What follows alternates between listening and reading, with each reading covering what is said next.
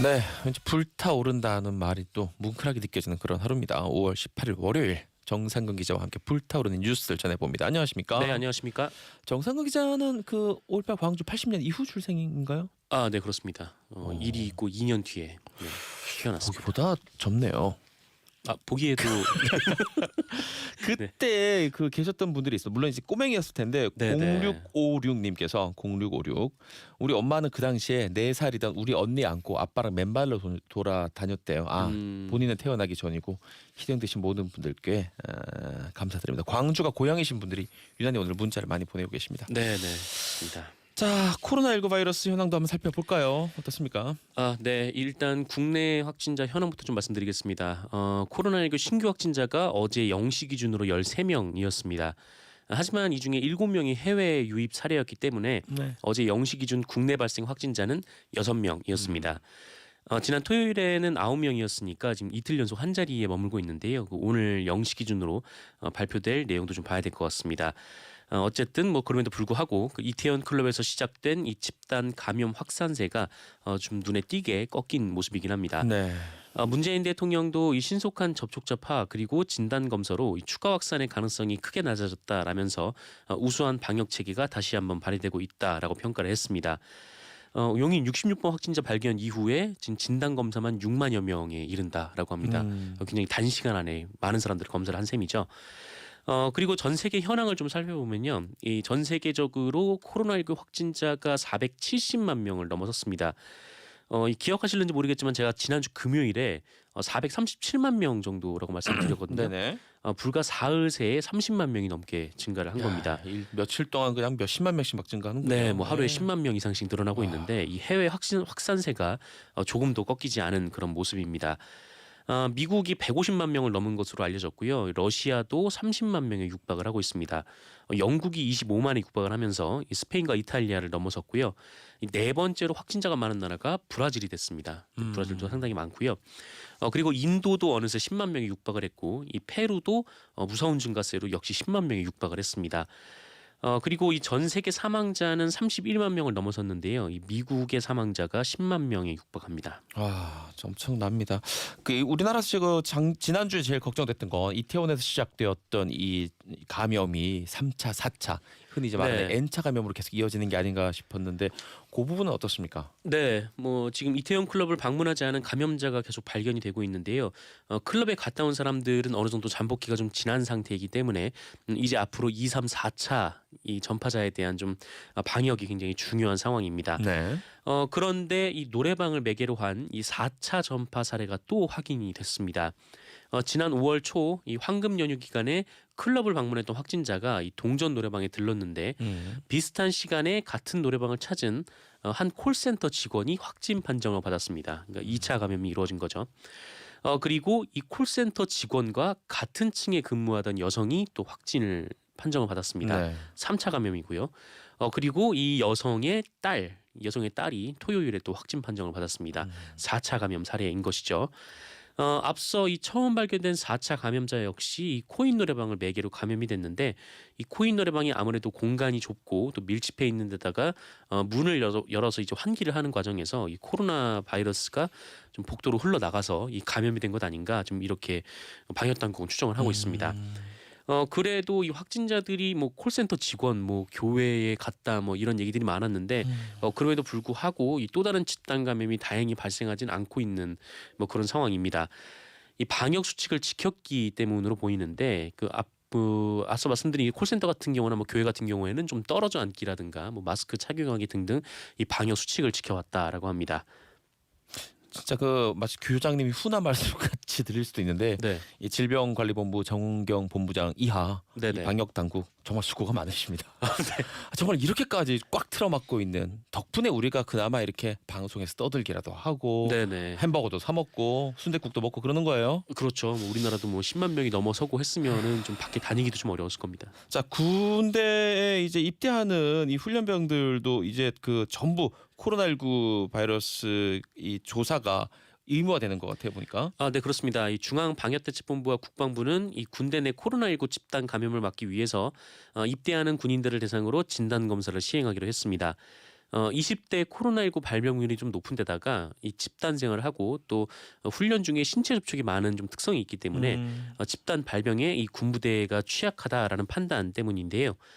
이에 따라서 앞으로 8주간 이 매주 입영하는 군인 6,300여 명을 검사를 할 예정이라고 합니다. 네. 먼저 8주 정도 해보고 이 확진자가 나오지 않으면 이 지역 사회에서 코로나19 감염 위험도가 낮다라고 보고 이를 계속 유지할지 여부를 결정할 방침입니다. 알겠습니다. 지난주에는 그 재난지원금이 네. 온라인으로 신청해서 그것들에 많은 관심을 모으고 많은 분들이 뭐 한 6조, 7조 이렇게 받으셨더라고요. 한 주 동안. 네, 맞습니다. 많은 분들이 받았고 또 주말에 또 많은 분들이 네. 썼다라고 여러 언론이 보도를 하고 있는데 오늘은 이제 직접 가가지고도 가능하다면서요, 신청이? 네, 맞습니다. 이 온라인으로만 신청할 수 있었던 이 긴급 재난지원금을 오늘부터는 직접 가서 신청을 할 수가 있습니다. 신용카드 혹은 체크카드로 받을 분들은 신분증을 가지고 이 카드와 연계된 은행 영업점에 가면 지원금을 신청을 할 수가 있습니다. 이 온라인 신청과 마찬가지로 세대주만 할 수 있고요. 5부제를 적용을 합니다. 그러니까 오늘은 출생 연도가 1이나 6으로 끝나는 분들만 신청이 가능합니다. 다만 오늘부터는 이 신용카드나 체크카드로 받을 분들 같은 경우 그 온라인으로 신청하는 경우에는 네. 5부제가 적용이 되지 않고 누구나 신청이 가능합니다. 그리고 그 지역사랑 상품권 그리고 선불 카드로 받으시려는 분들도 계실 텐데 네. 오늘부터 온라인과 방문 둘 다 신청을 할 수가 있습니다. 그리고 이 경우에는 둘 다 요일제가 적용이 됩니다. 이 온라인 신청은 지자체 홈페이지에서 할 수가 있고요. 이 방문 신청의 경우에는 주민센터로 가시면 됩니다. 이 세대주의 위임장이 있으면 세대원도 신청을 할 수가 있고요. 거동이 불편하신 분들은 이 주민센터에 전화를 하시면 직원이 직접 가서 도와드립니다. 다만 거동이 불편한 분들만 대상으로 하고 있으니까요. 엔간하면 가세요. 내가 정말 못 움직이겠다 싶은 네. 분들. 네. 행정력도 이제 중요하니까요. 네. 뭐 움직이지 못하시는 분들만 이 전화로 신청하시면 됩니다. 이거 술 취했다고 112 부르면 안 되는 거거든요. 네. 네. 우리 그런 식으로 하면 안 되죠. 우리나라 2020년 대한민국이에요. 네. 자, 코로나19 바이러스 관련된 뉴스 요 정도로 정리하도록 하고 그 참 역시 또 한 주 동안 지난 한 주 동안 많은 국민들을 분노케 만들었던 이 경비원 갑질 가입 입주민이 얼굴을 네네. 좀 다소 가리긴 했지만 이 경찰 출석하는 모습이 뉴스 영상으로 나왔어요. 네, 주차 문제로 시비가 벌어져서 이후 경비 노동자 최희숙 씨에게 이 폭언과 폭행을 한 것으로 알려진 신모 씨가 어제 경찰에 출석을 했습니다. 난 12시 반쯤 혼자 차량을 몰고 나타났는데 네. 지하 주차장을 통해서 경찰서 조사실로 들어갔습니다. 여기에 이제 기다리고 있던 취재진이 질문을 던졌는데 아무 말도 하지 않았습니다. 신모 씨는 지난달 21일 이 주차 공간을 마련하기 위해서 이중 주차된 자신의 차량을 손으로 밀던 경비원 최희석 씨를 밀치고 폭행을 했고요. 이후에도 경비실을 직접 찾아가서 폭언을 하고 폭행한 혐의를 받고 있습니다. 이 과정에서 이 경비 노동자 최희석 씨의 코뼈가 부러지기도 했다라고 하고요. 경찰은 지난달 27일과 지난 3일 이 두 차례 신모 씨가 경비실 근처에서 이 최희석 씨와 다투는 모습이 담긴 CCTV를 확보한 것으로 확인이 됐습니다만 신모 씨가 직접 경비원을 때리는 이 구체적인 장면이 담기지는 않은 것으로 전해졌습니다. 이에 경찰은 주민들의 증언을 토대로 신모 씨의 폭행 혐의를 입증하는 데 주력하고 있습니다. 뭐 그 음반 제작도 하고 네네. 여기저기 돌아다닌다던 같은데 SBS 올 때는 저랑 안 마주치기를 조심하라고 말씀드리고 싶네요. 네. 신모 씨라는 분. 또 다른 심 씨로 또 뉴스가 이어지네요. 네, 그러네요. 이거 일부러 이렇게 한 거예요? 뭐 그런 건 아닌데요. 네. 알겠습니다. 심상정 정의당 대표 얘기입니다. 당대표 조기 사퇴를 선언을 해서 뉴스에 나왔습니다. 정의당이 어제 이 당 쇄신기구인 혁신위원회를 구성하고 오는 8월 말 이 당대회 이후 새 지도부를 선출하는 방안을 추진하기로 했습니다. 그리고 이에 따라 심상정 대표는 대표직에서 조기에 물러나겠다라고 선언을 했습니다.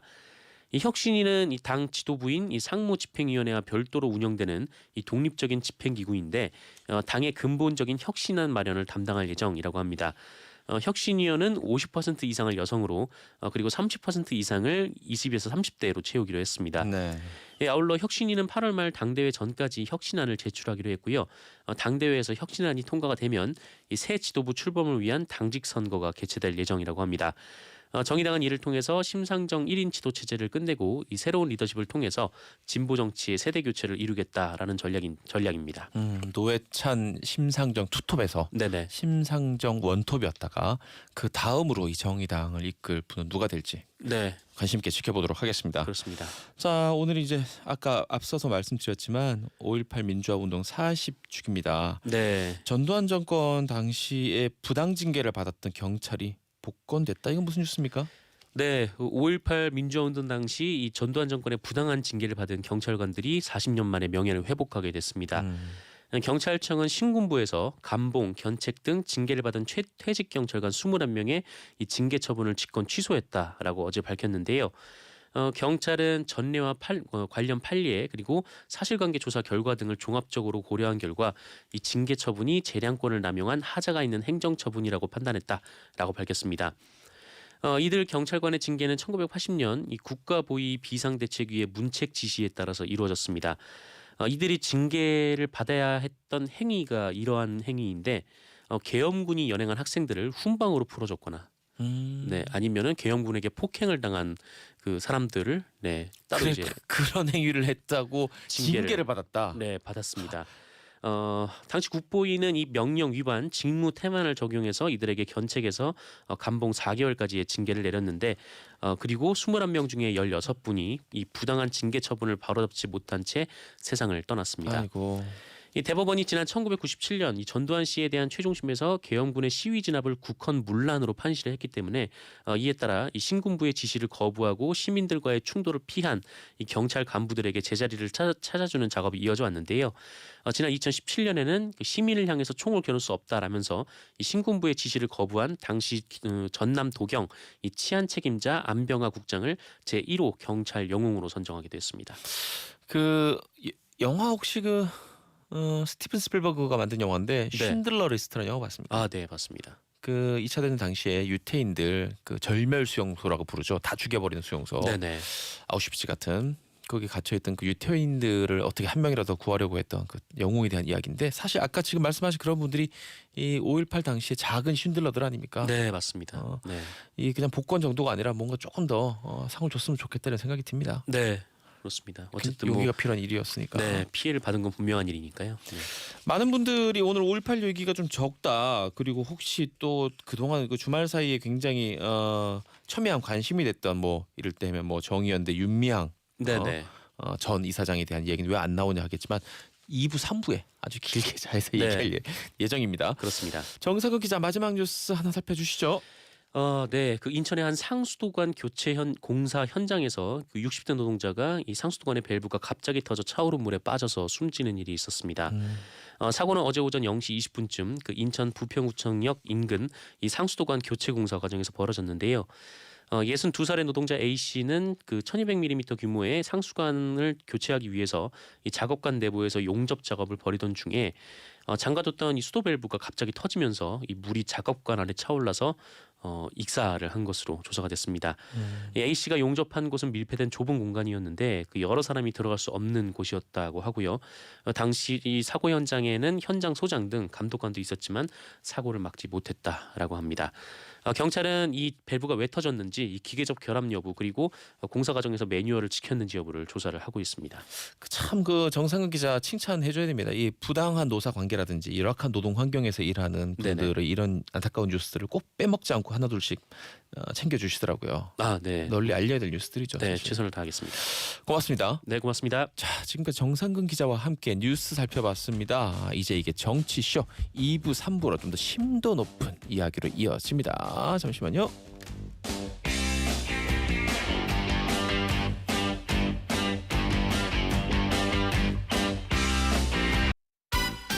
Now, 이제 this is 이게 정치 정치쇼. show. 네, 5월 18일 광주 민주화 운동 40주기 되는 날에 월요일 생방송으로 이제 이게 정치쇼 진행 중입니다. 문자 2개 읽어드리면서 소개를 하는데 굉장히 멍하게 만드는 그런 문자입니다. 이희선님 문자. 어제 김원준의 그 노래 쇼가 나오는데 우리 애가 엄마 나 저 노래 알아 이러면서 저 노래 제목 이제 이게 정치쇼지 이야. 저희 로고를 쓰고 있는데 김원준의 쇼입니다. 알겠니 얘야? 그리고 서정혜님께서는 이지현 여신님 나오셨네요. 최가가멜 평론가님도 나오셨어요. 전국의 스머프들 도망 안 가고 잘 듣고 있어요라고. 무서운가 봐요. 가가멜이 또 해코지를 그렇게 심하게는 안 하더라고요. 기껏해야 그냥 수프 끓이고 있어요. 그 집에서. 아스라엘을 동반해 다니도록 하겠습니다. 자 우리 가가멜 최영일 시사평론가 나와 있습니다. 안녕하세요. 안녕하세요. 네 그리고 국회 여신. 이제 뭐 국회에서 뭐 여신 인증 받았습니까? 아니요. 인증 적은 없습니다. 아직. 뉴스팀 이지영 기자 나와 있고요. 안녕하세요. 자 그리고 항상 묵직한 무쇠연필 한 자로 주머니에 들고 다니는 분입니다. 주간경향 반기웅 기자 나와 있습니다. 안녕하십니까? 네, 안녕하세요. 자 아까 뭐 제가 스치듯 말했지만 5.18 광주민주화운동 40주년이 되는 네. 날입니다. 반기웅 기자님부터 첫 번째 소식 전해 주시죠.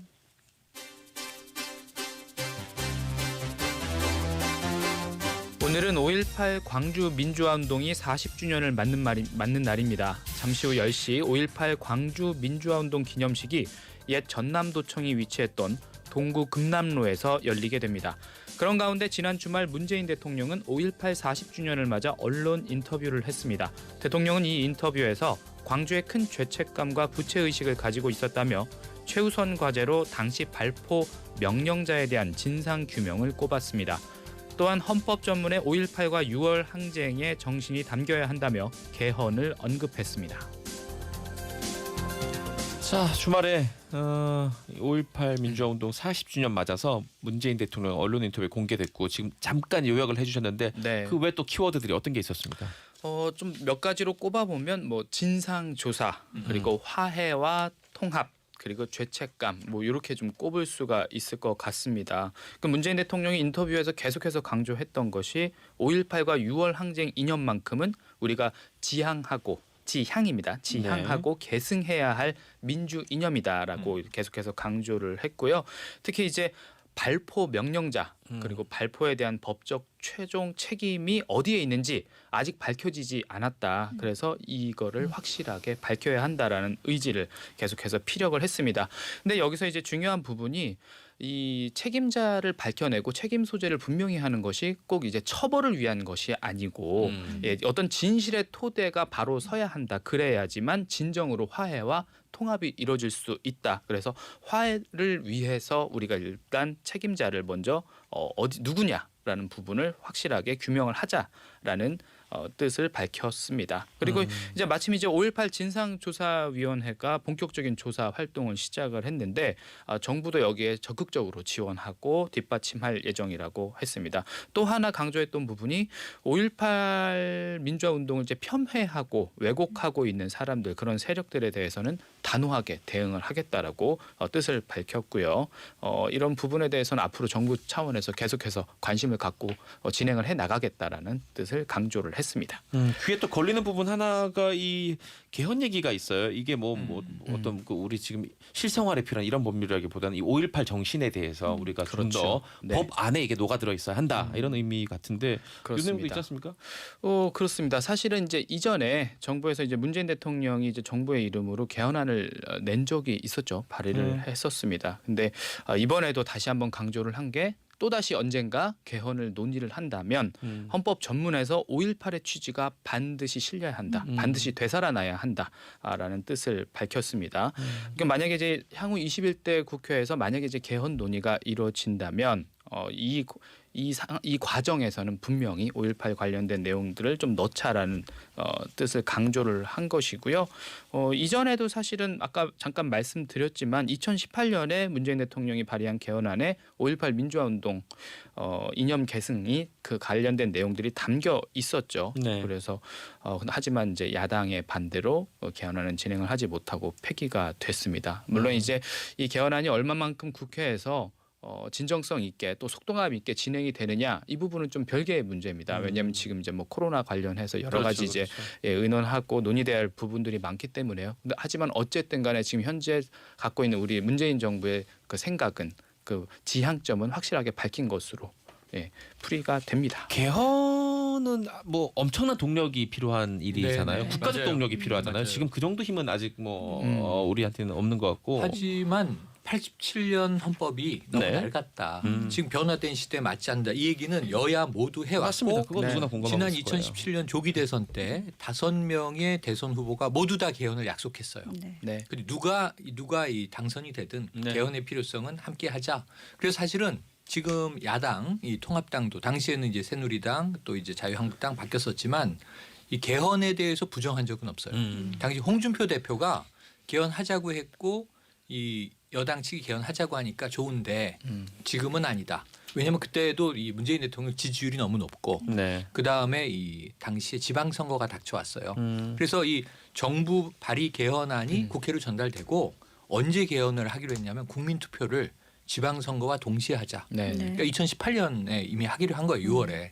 그런데 이제 야당은 미루자 그랬어요. 하지 말자가 아니라 지금 지방선거 하는 건 정략적이다. 그리고 비용이 이제 많이 든다. 개헌 논의가 충분치 않다. 그래서 그해 연말에 하자고 했어요. 그러니까 2018년 12월에 했어야 돼요. 근데 이때 이제 야당 내에 뭐 또 지방선거 때 참패하지 않았습니까? 네. 그때 또 이 남북 화해 분위기가 2018년에 맞아요. 휩쓸지 않았습니까? 네. 이때 지금 하면 우리가 불리한데 뭐가 불리하냐면 제일 핵심은 국민 발안제 원포인트 하자는 얘기가 이번에 나왔고 5.18 정신 담는 것도 저는 어렵지 않다고 봐요. 지금 새로운 야당 지도부를 보면 네. 이건 기정사실이 되는데 문제는 권력구조 개편 문제가 네. 네. 대통령제냐 뭐 중임제냐 그렇죠. 아니면 뭐 의원 내각제냐 의원 집정부제냐 여기에 대한 해결이 쉽지 않아서 오래 갈 것 같습니다.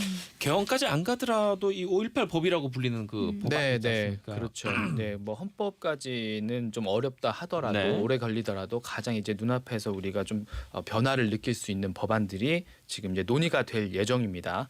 이게 5.18 관련된 여러 가지 법안들이 지금 논의가 될 텐데 더불어민주당 소속의 이제 광주 전남 지역에 있는 국회의원 당선인 18명이 국회가 개원을 하면 21대 국회가 개원을 하면 5.18 관련 법 개정에 먼저 추진을 하겠다. 먼저 나서겠다라는 의사를 밝혔습니다. 그래서 이 의원들이 이제 공동 발의할 5.18 관련 법안이 이제 8개인데요. 네. 5.18 민주화운동 진상규명조사위의 역할과 권한을 확대하는 내용들이 담겼고요. 그리고 5.18 역사 왜곡을 하는 사람들에 대한 어떤 처벌을 강화하는 네. 이런 법안들, 그리고 유공자의 명예회복을 할 수 있는 그런 법안들, 이런 내용들이 담긴 법안들이 계속해서 논의가 될 예정이고요.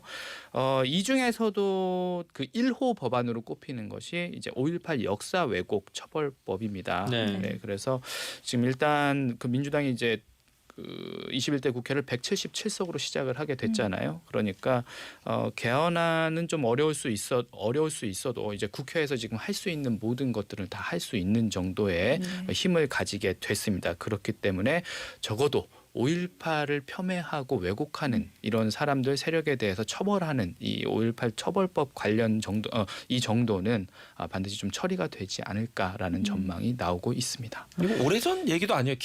우리 이름도 다 기억하고 있지 않습니까? 김진태, 이종명, 김순례 이런 데 그렇죠. 전 1년 3개월 됐어요.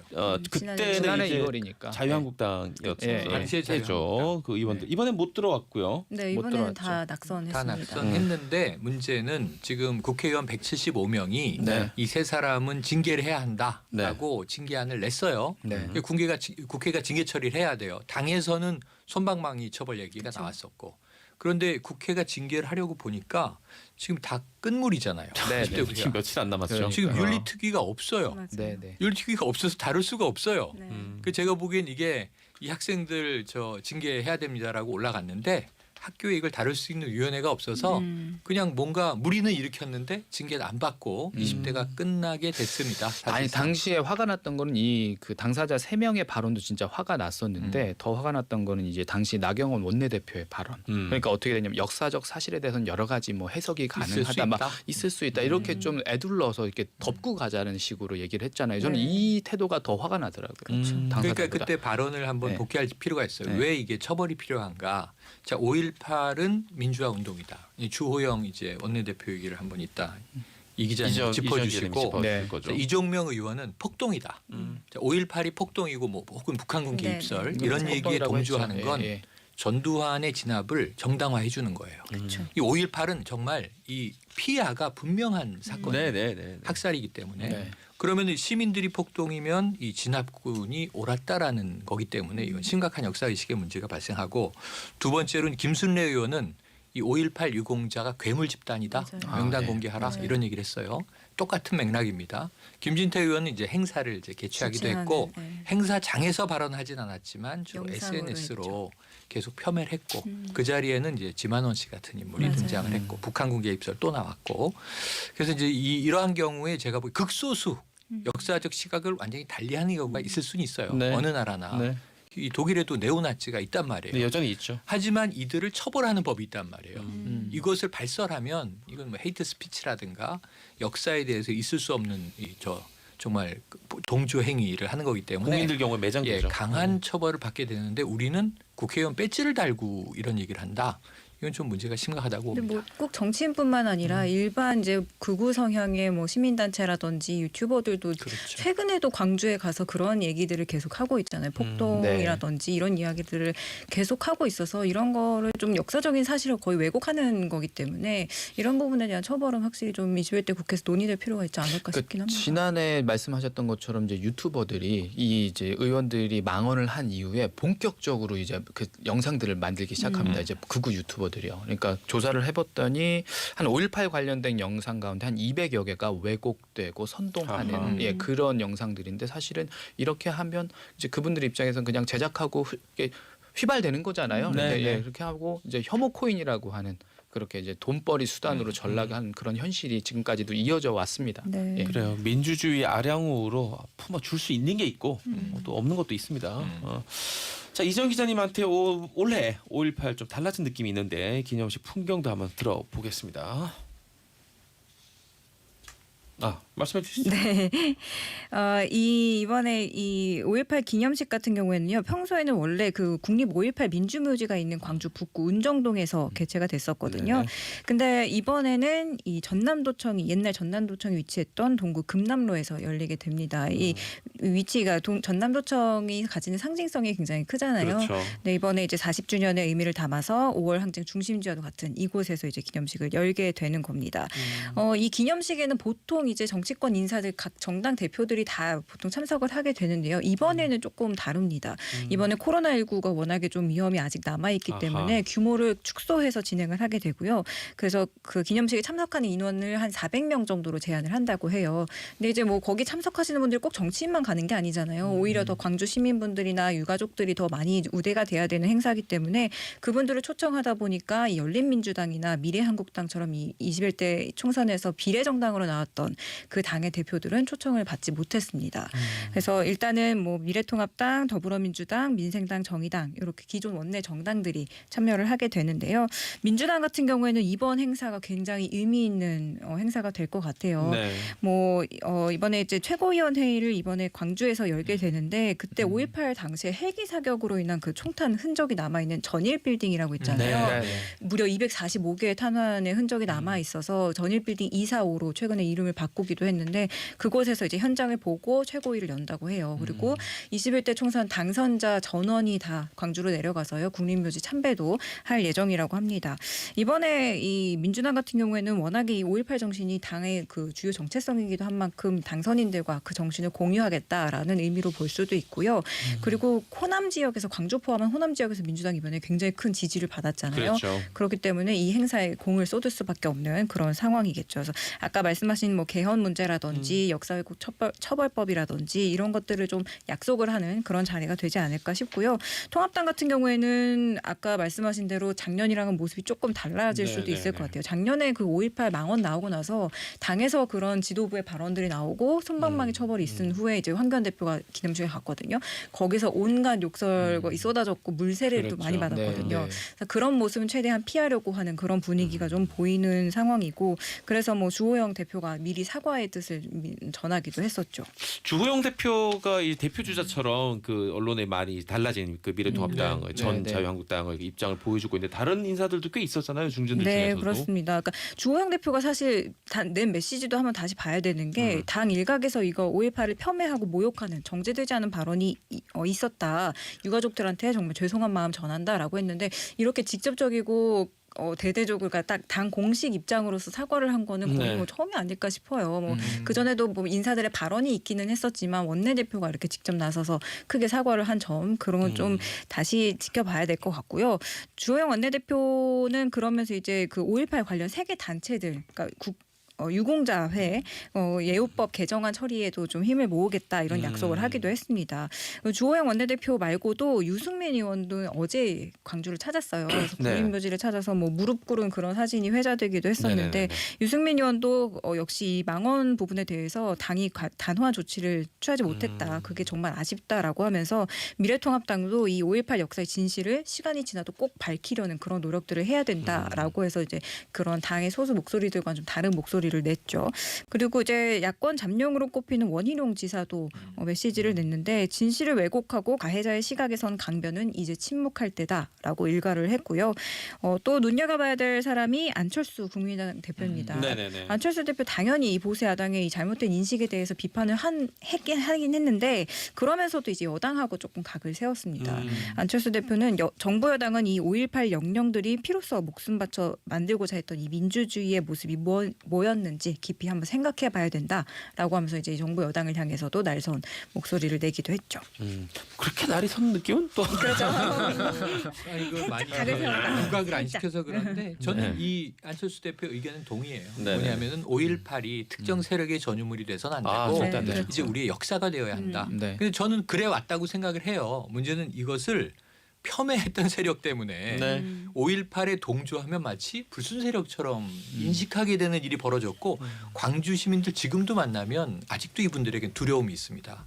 언제든 정치 권력이 바뀌게 되면 네. 지금 이렇게 뭐 국가 행사도 하고 하지만 언제든 또 우리가 폭도로 몰리는 거 아니야? 지금 그런 이제 뭐 폭언들을 하는 사람들도 아직 존재한단 말이죠. 네. 그래서 이것을 우리가 깨끗이 말끔히 씻어낼 수 있을 때, 그래서 문재인 대통령이 헌법 전문에 5.18 네. 정신을 이제 넣자. 넣는 거 뭐냐면 3.1운동, 4.19 이 민주혁명, 네. 그리고 5.18 이것도 이제 민주화 운동 이 계보를 잇게 돼서 사실 문재인 대통령은 촛불혁명까지 넣고 싶은데 그것은 아직은. 너무 최근의 역사라. 맞아요. 지금 5.18은 지금 40주년이잖아요. 네. 그 정도면 뭐 40주년. 역사의 평가가 그럼 이건 역사의 충분했다고 평가가 봐야죠. 끝났다고 보고 오히려 다른 시각을 가진 것은 이제 극소수가 아니냐. 음. 그러니까 이렇게 좀 정리가 되면 저는 안철수 대표의 말처럼 역사로 인정하는 그것도 전 주호영 원내대표기가 참 뜻깊더라고요. 네. 뭐냐면 우리 당은 이 5.18 민주화 운동을 폄훼한 적이 없다. 일부 소수의 목소리는 사과한다. 그러면서 5.18 민주화 운동은 우리나라 민주주의의 씨앗이다. 이렇게 얘기를 했어요.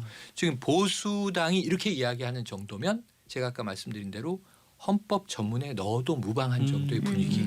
그리고 나면 더 이상 5.18에 대해서 이러쿵저러쿵 이상한 이야기를 하는 사람은 제가 보기에는 이 6.25 북침설을 주장하는 것과 마찬가지로 아주 이상하게 우리가 바라봐야 되거든요. 네. 네. 그 방은정님 그 학부형 같은데 뭐 헌법 개헌 이 얘기는 차치하고 이미 초등학교 사회 시간에 아이들이 5.18 민주화 운동에 대해서 배우고 있습니다. 네. 그런데도 정치인들이 이렇게 억지 부리는 걸 보면 아이들은 뭐라고 생각할까 부끄럽습니다라고 맞아요. 했고 좀 희한한 문자 왔습니다. 1760님 저 이종명 의원하고 같은 아파트 사는데요. 아, 엘리베이터에서 마주칠 때마다 뭐라 하고 싶은데 못하겠더라고요.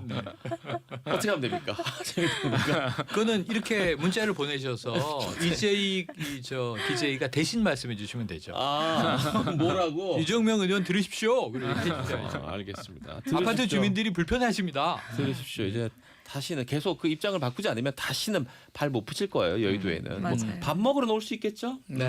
뭐 뚝배기 먹으러 올 수 있겠지만 이 사람들이 궁금해하는 건 그겁니다. 자 이제 그러면은 그 새누리당, 자유한국당, 미래통합당으로 이어지는 이쪽에서는 이 정치 세력에서는 이제 이런 그 극우와는 완전히 결별한 건가? 아니면 그냥 스탠스가 또 변할 수 있는 건가? 이 부분이 제일 궁금한 거 아닙니까? 그렇긴 한데 일단은 지금으로서는 결별 수순을 밟으려고 이제 시작하는 단계 아니냐라는 분석이 많습니다. 뭐 완전히 결별한다라고는 얘기할 수는 없어요. 왜냐하면 기존에도 이 5.18 망언들이 나오고 나서 통합당이나 그때 자유한국당이 네. 손방망이 처벌을 할 수밖에 없었던 게 게 본인들의 콘크리트 지지층이 그 극우 성향의 지지자들 눈치를 안 볼 수가 없거든요. 그게 반복되다 보니까 세월호 총선 앞두고 세월호 망언에 대해서도 처벌이 결국에는 유야무야 됐었잖아요. 그랬죠. 그래서 그런 부분들이 결국에는 총선 참패로 이어졌기 때문에 통합당도 그런 분석을 하고 있는 거예요. 최근에는.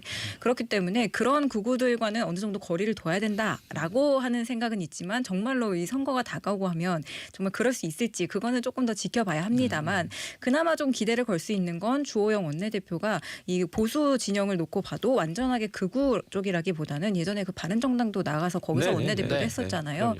그래서 조금 중도 개혁 보수 쪽에 조금 더 가깝기 때문에 그런 작업들을 앞으로 좀 하지 않을까. 그래서 5.18 관련돼서 발언들이 이제 뭐 국민의 눈높이에서 보겠다라고 했던 것도 그런 맥락에서 좀 나온 게 아닐까 싶기는 합니다. 박경 기자 어떻게 보십니까? 주호영 원내대표 이후에 아니 주호영 대표 이후에는 어떻게 될 것이냐 이 부분 사실 잘 모르겠어요. 아, 왜냐하면은 그동안에 너무 굉장히 좀 뿌리가 깊습니다. 이 맞아요. 극우 세력과의 어떤 그 연결고리라든지 이런 것들이 단숨에 이제 끊어내기는 좀 어려워요. 왜냐하면 지금 생각을 해보시면 지난 이명박 박근혜 정부 때만 해도요. 이 대통령들이 5.18 그 민주화 운동 기념식에 참석 안 했습니다. 맞아요. 첫 해 이렇게 취임한 해만 가서 이제 참석을 했었고요. 생각해 보면 또 그런 일도 있었죠. 임을 위한 그렇죠. 행진곡도 못 부르게 했어요. 그렇죠. 그렇게 치졸하게 대창은 안 뿌리 깊게 되는데 합창은 된다. 네. 대창은. 그렇게 굉장히 좀 뿌리가 깊은 극우 세력과의 어떤 연결고리가 있기 때문에 과연 그걸 이렇게 단숨에 이번에 무슨 그 야당 집권부가 바뀌었다고 해서 끊어낼 수 있겠느냐 저는 잘 모르겠어요. 어떻게 보십니까, 정의 평론가? 21일 때 낙선하긴 했지만 아까 이제 언급됐던 새 의원 중에 한 명 김진태 의원의 발언이 계속 전 머리에 남는 건 이런 거예요. 5.18 문제에서 우파는 더 이상 밀려서는 안 된다. 밀린다고 생각하는 거예요. 5.18을 민주화 운동으로 인정하고 국가적인 기념 행사가 되고 이것이 우리나라 민주주의의 중요한 초석이 된 역사적인 사건이라는 점, 네. 부당한 계엄군의 이 어떤 무력 진압에 대해서 시민 자위권이 발동됐다는 것들에 대해서 우파는 다른 시각을 가져야 된다는 선동을 하고 있는 거거든요. 근데 이 일부 지지자들이 이런 시각이 있는 것도 사실이에요. 그렇죠. 그러니까 지금 있어요. 북한군 개입설 같은 거를 자꾸 사람들이 듣고 가짜 뉴스를 회자시키고 그랬대 카더라 통신이 퍼지는 거예요. 이게 불식돼야 되거든요.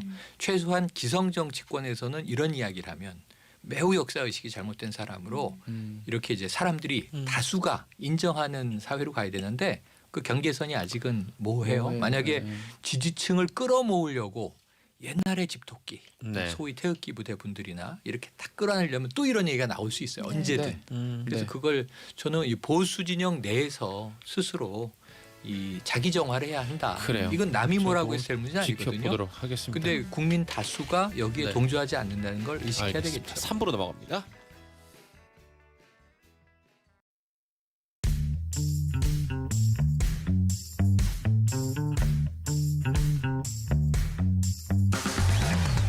이제 정치 쇼.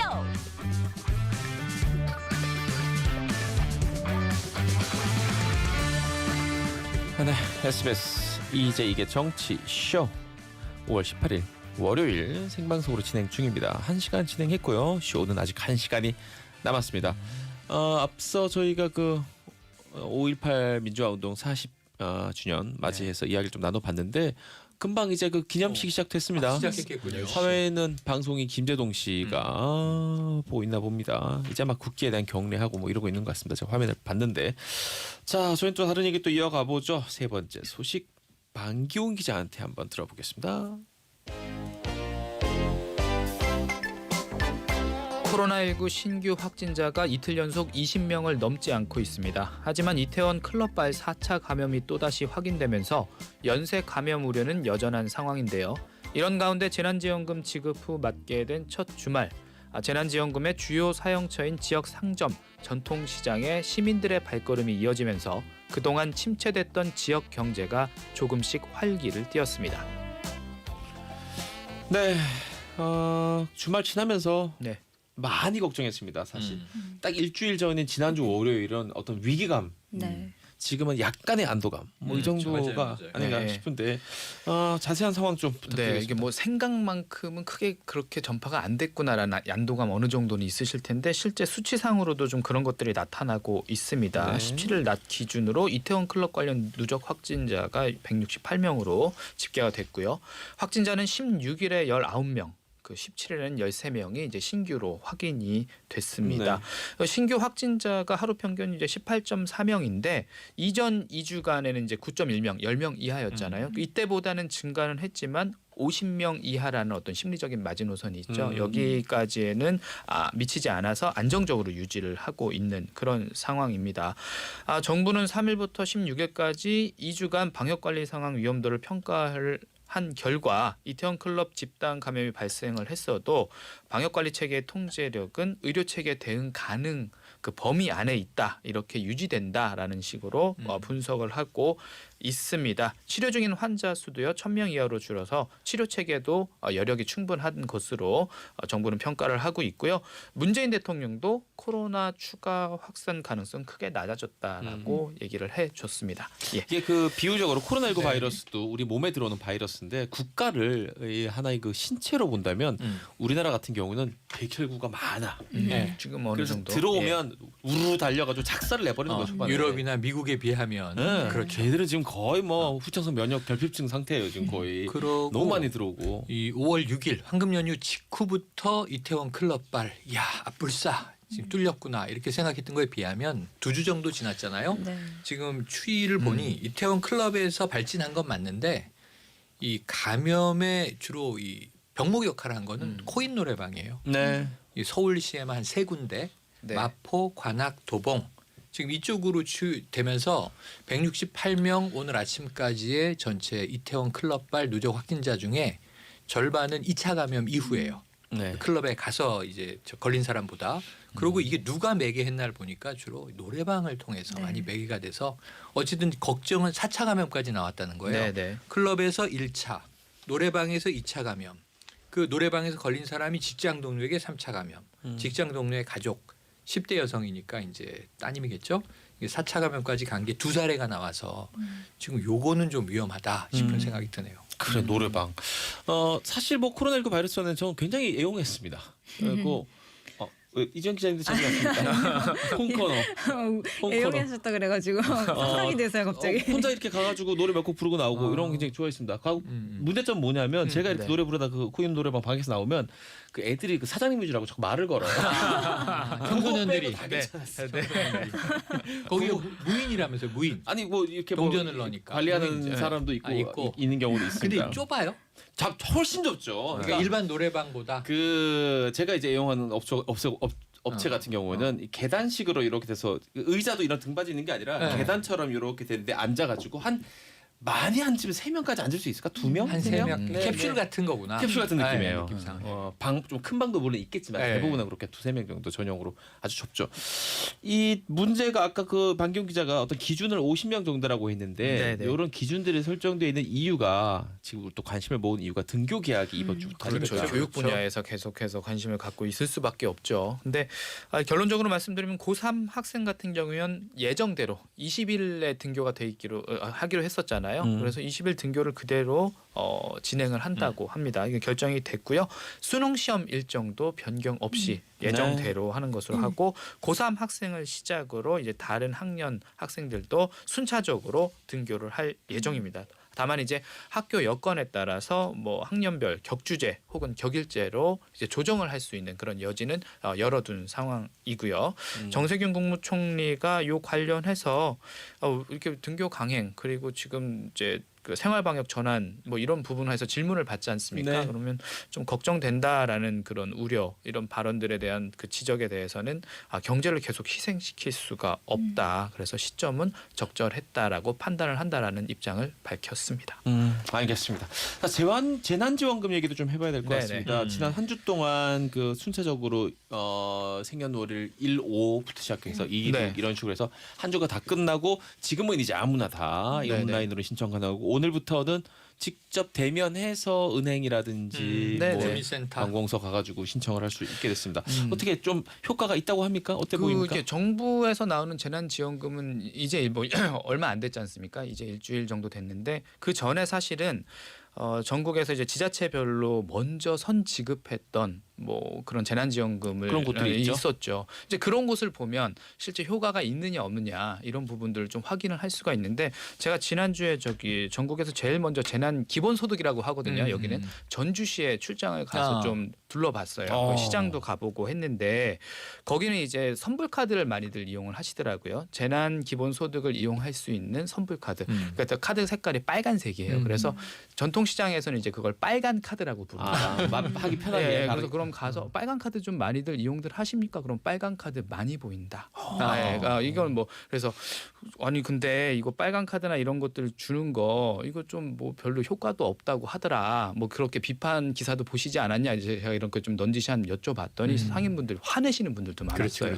상황도 모르고 그렇게 쓰지 말라. 왜냐하면 진짜 이 재난 기본소득, 재난 지원금이 돌면서 풀리면서 그 시장이 살아났대요. 그래요? 예, 그래서 그 매출이 코로나 이전까지 회복됐다는 분들도 계셨고요. 그 저 뭐 의류 매장 이런 데 갔는데 한 사장님은 자기가 요 빨간 카드로만 90만 원 정도 매출을 올렸다 하루에. 그러니까 많이 팔릴 때는 그렇다. 그러니까 이거 확실하게 효과가 있고 우리 이제 전주시에서 이렇게 풀린 재난지원금만 가지고도 이렇게 효과가 있었는데 그럼 정부에서 또 2차가 좀 나오지 않느냐 그러면 거기에 대해서도 좀 기대감이 상당합니다. 상인분들 우리 그 사이에서는요. 이 무쇠연필을 들고 직접 가보셨다고 네네. 하니까 전주 그 뭐 남문시장 갔습니까? 거의 신중앙시장을 좀 갔었는데 돌아다닌 것은 예. 근데 거기 이제 상인회 회장님이 또 반씨시더라고요. 아이고. 그래서 굉장히 또 여러 가지 얘기를 잘 해주셨어요. 지금 아니, 만나기가 쉽지가 않아요. 접대 받고 온 거 아니에요? 아니 시장에서 무슨 접대를 그거 갈 받습니까? 때는 무쇠연필 말고 그냥 플라스틱 연필 들고 왔네. 나무 연필 들고 왔어. 그 뭐 피순대도 좀 먹고 왔습니까? 아니 거기는 이제 개인적으로 신중앙시장 말고 다른 데서 남부시장에서 먹고 싶다. 개인적으로 갑자기 조땡땡 맞아 거기 시장에서. 아주 맛있죠. 피순대 갑자기 막 피순대 생각이 너무 많이 나네요. 이거 앞서 아니 뭐야 코너 얘기를 했더니 애청자 정명수님께서 올 초에 코인 노래방에서 1,000원을 넣는다는 걸 10,000원 넣어가지고 주인분께서 9,000원어치를 환불할 겸 쿠폰을 주셨는데 다음에 써라. 이 코로나 터져가지고 아직도 쿠폰을 못 쓰고 있다. 아이고. 이거 이게 잘못 누르면 만원어치를 잘못 누르면 10,000원 되는 거예요. 10,000원 넣으면 한 몇 곡을 불러야 돼요? 하루 종일 부를 수 있어요. 근데 혼자 부르려고 치면은 김진만님 아까 반기용 기자가 얘기한 것처럼 효과 있습니다. 지금 옷가게 운영하고 있는데요. 맞아요. 재난지원금 이후에 50%나 매출이 상승했다. 주변 다 마찬가지다. 다행이네. 그리고 7546님도 맨날 마트만 가던 아내가 전통시장으로 갔습니다. 맞아요, 효과 맞아요. 좋습니다. 이 전통시장 가면 재밌어요. 재밌어요. 맞아요. 아주 좋습니다. 여러분 네. 청취자분들 오늘 저녁은 전통시장에서 순대 한 접시. 먹고 싶은 게 너무 많다. 저희 시장가 맛있는 동네가 거 하나만. 많죠. 하나만 그 중에 하나만. 거기는 어묵이에요. 어묵. 어묵. 어묵집이 2개가 있는데 여기서 먹고 가면 여기서 또 먹고 싶고 집 내려올 땐 여기서 먹으면 여기서 또 먹고 싶고 맛이 좀 달라요. 식탐이 대단하시네요. 죄송해요. 먹고 싶어요. 알겠습니다. 그리고 언제 뭐 오프라인 신청도 가능하다니까. 네. 뭐 주의해야 될 게 있습니까? 오프라인 신청하러 갔을 때? 아니요 뭐 특별히 주의할 되게 쉽죠, 부분은 이것도. 없죠. 예, 그러니까 뭐 전국 읍면동 주민센터로 가셔서 신청을 하시면 되고요. 그래요. 예, 그리고 뭐 지역사랑 상품권이나 선물 카드 같은 경우는 주민센터에서 현장으로 즉시 지급을 한다는 계획을 세웠으니까 받으실 수 있는 분들은 거기서 바로 받으시면 됩니다. 하나만 제가 간단한 것만 제가 알려드리면 알아보고 말씀드리고 위임장 본인이 아닌 경우 세대주가 아닌 경우 세대주가 위임장 아닌 갖고 가야 된다고 하잖아요. 그렇죠. 근데 그렇죠. 위임장이라고 가면 되게 무섭잖아요. 뭐 다운로드 받아가지고 뭐 인감을 찍어야 되나 하는데 그게 아니라 그냥 A4용지에 자필을 써도 된대요. 사인. 위임합니다. 5글자에다가 세대주 사인만 했으면 돼요. 근데 세대주 뭐 이름 아빠 이재익 최영일 쓰면 되는 거예요. 그냥 아빠 이렇게 쓰면 안 되지. 그럼 이름은 당연히 네, 들어가야겠죠. 사무소 위조에 걸릴 수 있어요. 가족끼리도. 알겠습니다. 다음 뉴스 최영일 평론가로부터 전해 듣습니다. 유미향 더불어시민당 당선인과 정의기억연대 관련 또 다른 의혹이 나왔습니다. 이번엔 일본군 위안부 피해자 할머니들을 위한 쉼터를 마련하고 또 매각하는 과정을 놓고 논란이 불거진 건데요. 특히 더불어민주당 이규민 당선인이 매입을 중개했다고 알려지면서 파장은 더욱 커지고 있습니다. 게다가 이 쉼터 관리를 부친에게 맡기고 지난달까지 6년간 7천여만 원을 지급해온 사실도 알려졌는데요. 윤 당선인은 이 사실을 인정하고 사과했지만 논란은 수그러들지 않고 있습니다. 자, 참 주말 내내 뭐 오늘도 지금도 네. 제가 이 방송 오기 전에도 뉴스를 봤는데 아주 뜨겁게 계속 불이 붙어 있는 네. 상태입니다. 이 일단 잘 모르시는 분들도 있으니까 좀 요약해서 여러 가지가 있습니다만 우선 첫 번째 쉼터 이걸 이제 이 정의기 연대가 입장도 냈어요. 서울에서 마련하려고 했는데 네. 부동산 가격이 비싸서 서울은 안 됐고 경기권으로 한 10여 곳을 물색했다고 해요. 네. 안성에 쉼터가 만들어졌습니다. 네. 이 돈은 현대자동차가 10억 원을 기부했고 사회복지공동모금회가 관리하면서 7억 5천만 원의 쉼터를 이제 구입한 거예요. 네. 그래서 6년간 운영이 됐어요. 그런데 많이 안 썼다고 하죠. 네네. 그래서 이제 결국 올해 매각을 했습니다. 매각은 이제 이 2년 전부터 내놨다고 하고 네. 공교롭게 올 4월에 이제 매각이 됐는데 7억 5천에 구입한 주택이 4억 2천에 매각이 됐어요. 네. 그러니까 3억 3천만 원 정도 손실을 본 거예요. 이 돈은 공동 사회복지 모금회로 돈은 들어갑니다. 그러니까 이건 뭐 정의연 돈은 아니에요. 근데 어쨌든 3억여 원의 손실을 6년 만에 봤다. 부동산 이 매입 매각으로. 네. 그리고 두 번째 이제 이 부친이 윤미향 대표의 부친이 6년간 이 쉼터를 관리했다. 그런데 이 6년간 7,500여만 원 정도 이제 인건비를 받았겠죠. 관리인을 한 거니까. 그 관리인 급여가 많다고는 안 보여져요.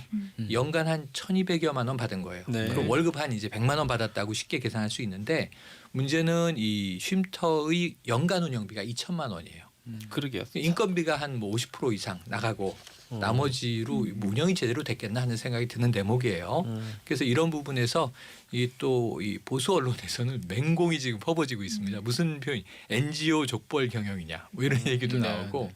근데 여기 대해서 정 의원이 계속 좀 난감한 상황인데 이 죄송하다는 건 했어요. 부친에게 관리를 맡긴 건 죄송하다.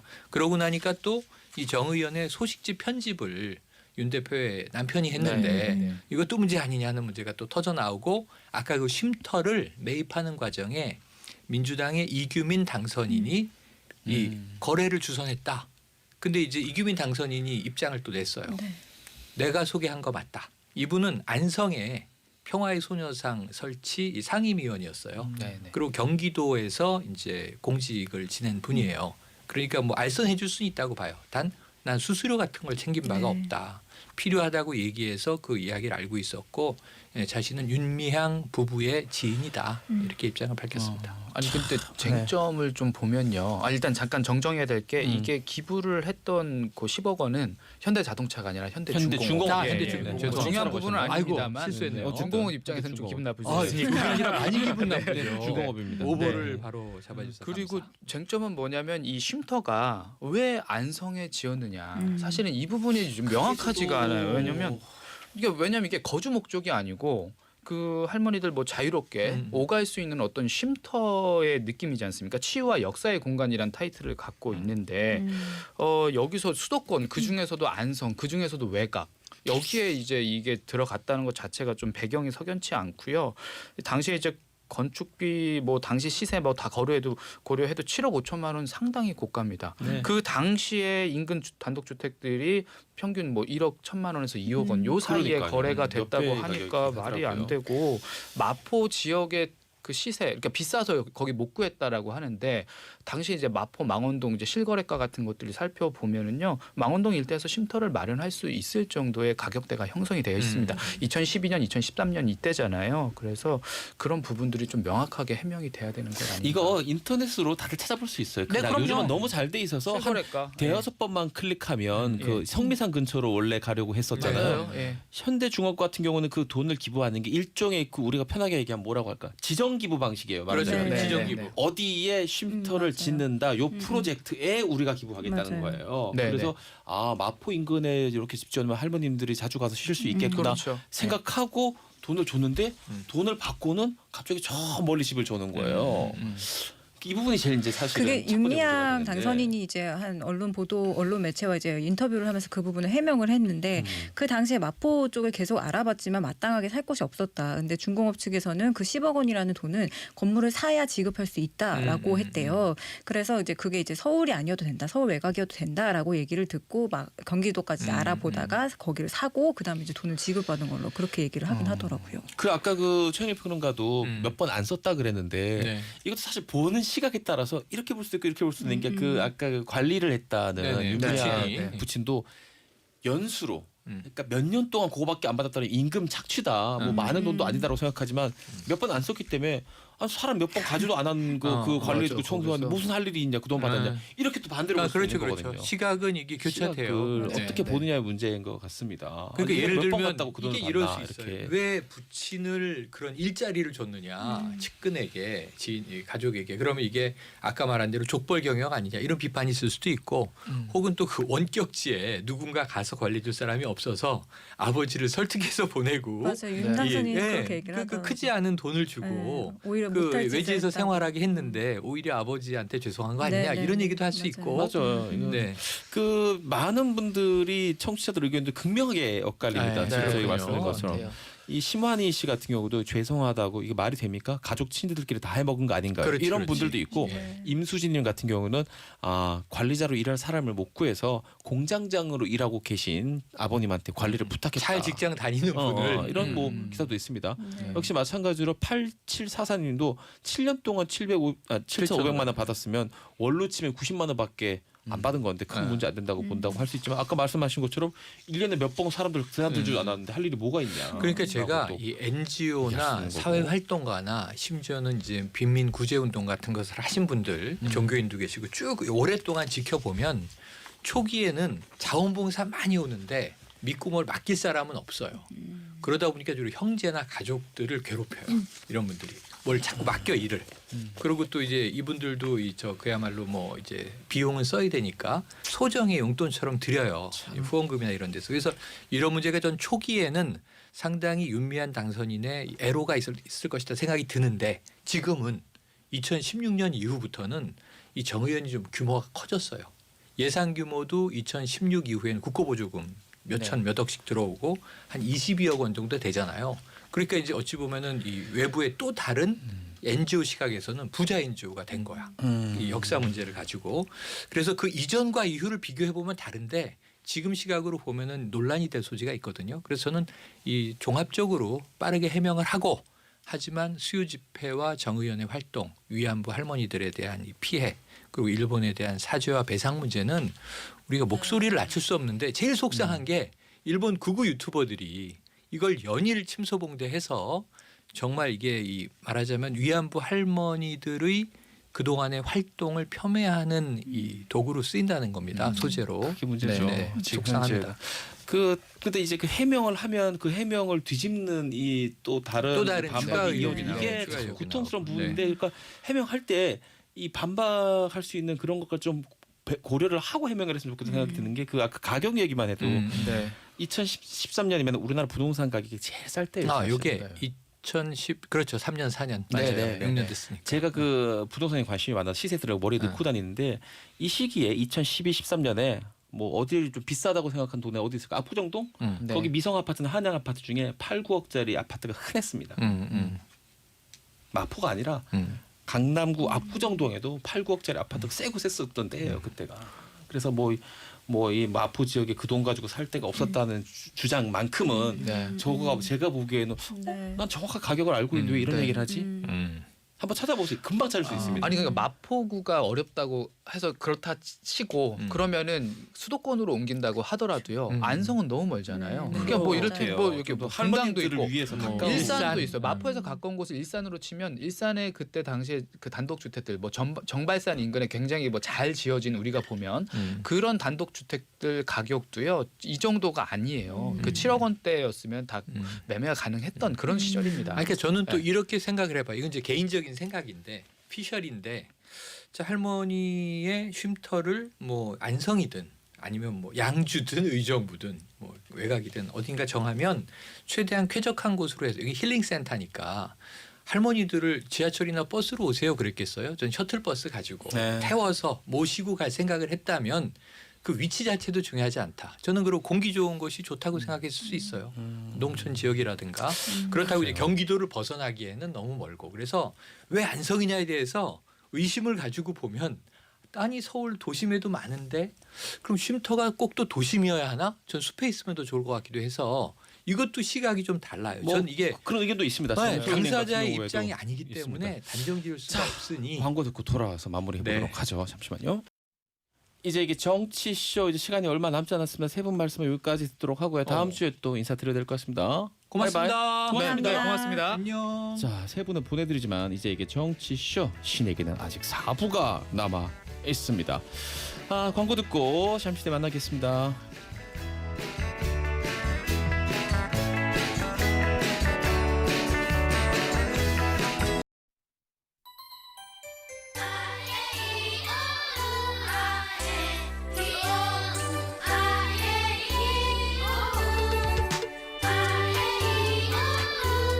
네, 스무스 어린이집 개근하면 정알못 정치 모르는 당신도 정치 구단이 될 수 있다.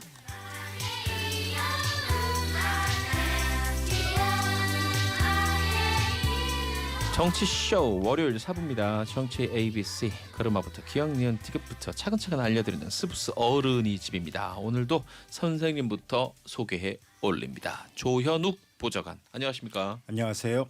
오늘 뭐 요즘 국회 뭐 이사철이잖아요. 그렇습니다. 이삿짐 모두.